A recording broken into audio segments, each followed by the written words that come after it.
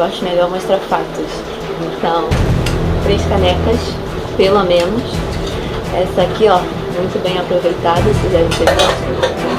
E a camisa, aquela que eu nunca vou me desfazer, do primeiro jogo que eu consegui o autógrafo do Zico.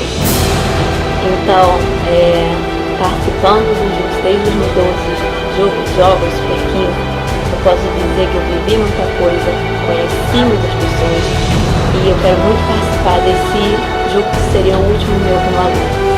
Então, que esse evento continue por muito mais tempo, fazendo muita gente feliz.